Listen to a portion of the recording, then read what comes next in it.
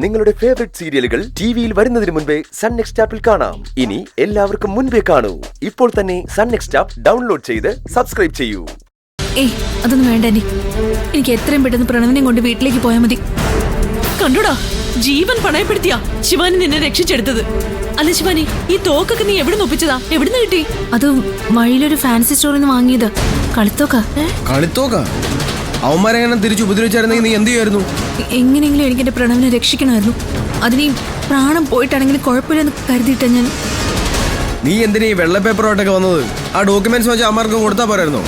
എടാ, അതിന് നിന്റെ ഏട്ടത്തി ആ ഡോക്യുമെന്റ്സ് തരണ്ടേ? ആ കാര്യത്തിൽ ഗൗതവും കണക്കാ. പ്രണവിന്റെ ജീവൻ പോയാലും കുഴപ്പമില്ല, ആ ഡോക്യുമെന്റ്സ് തരില്ല എന്ന് ഉറച്ചു നിൽക്കായിരുന്നു.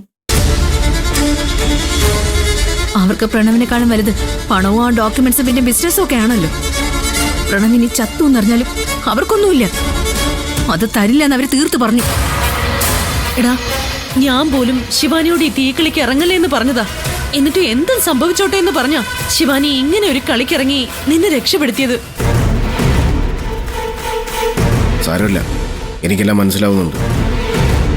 വാ, നടക്കാൻ ബുദ്ധിമുട്ടുണ്ട് പ്രണവൻ, ഞാൻ പിടിക്കാം. കുഴപ്പമില്ല.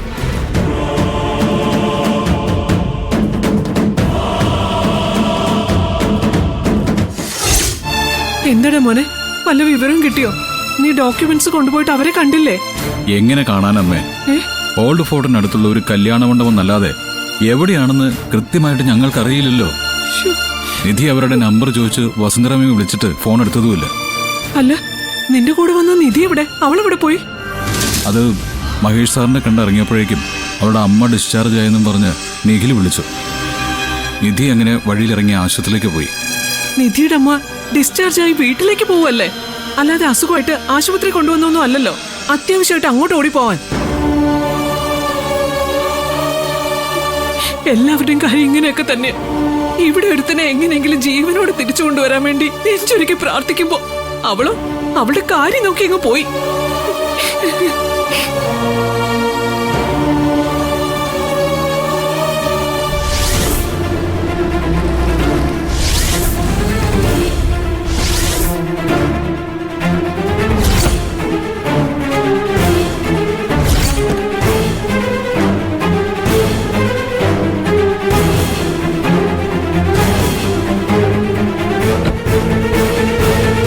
എന്റെ മോൻ എന്താ പറ്റിയെന്ന് ഒരു രൂപമില്ലല്ലോ ഭഗവാനെ.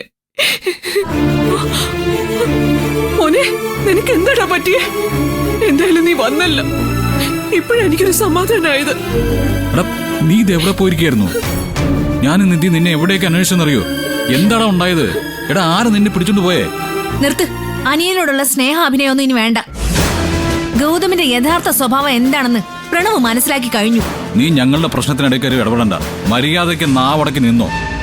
ശിവാനി വരട്ടുന്ന പണിയൊന്നും ഇനി വേണ്ട. അതിനുള്ള അധികാരം നിങ്ങൾക്കില്ല.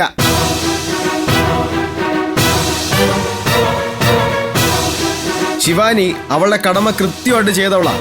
പക്ഷെ നിങ്ങൾ എനിക്ക് ദ്രോഹം മാത്രമല്ലേ ചെയ്തിട്ടുള്ളൂ.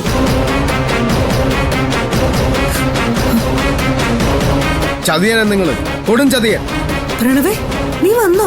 ദൈവമേ, ആശ്വാസമായി. ദേ നോക്ക്, അമിത സെന്റിമെന്റ്സ് ഡ്രാമയൊന്നും വേണ്ട. ഇവനൊരു ആപത്ത് പറ്റിയപ്പോ പോലും നീ കളിച്ച ഡ്രാമയൊക്കെ ഞങ്ങൾക്ക് നന്നായിട്ട് അറിയാം. മതി വസു, ആവശ്യമില്ലാത്ത സംസാരമൊന്നും വേണ്ട.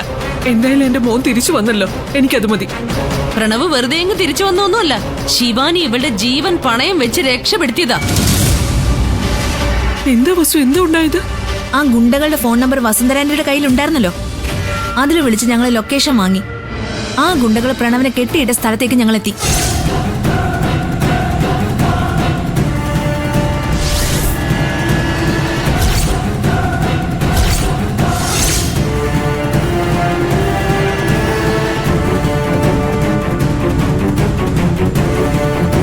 പ്രണവിന് വേണ്ടി സ്വന്തം ജീവൻ വെച്ചാ ഇവള് കളിച്ചത്. ഇവൾക്ക് അപ്പ തോന്നിയ ബുദ്ധി, അതുകൊണ്ട് മാത്രമാ ഇവനെ ജീവനോടെ ഇപ്പൊ തിരിച്ചു കിട്ടിയത്. ശിവാനി, നന്ദിയുണ്ട്, നീ എന്റെ മോനെ തിരിച്ചു കൊണ്ടുവന്നല്ലോ. ദേ, ഇവളുടെ നെറ്റിയൊന്ന് നോക്കി. ഗുണ്ടകള് തല്ലിയതാ, നല്ല ചതവുണ്ട്. ഇവൾക്ക് എന്തെങ്കിലും സംഭവിച്ചിരുന്നെങ്കിലോ? എടാ, ആരാടാ ഗുണ്ടകള്? അവന്മാരെ കുറിച്ച് വല്ല സൂചന അറിയോ നിനക്ക്?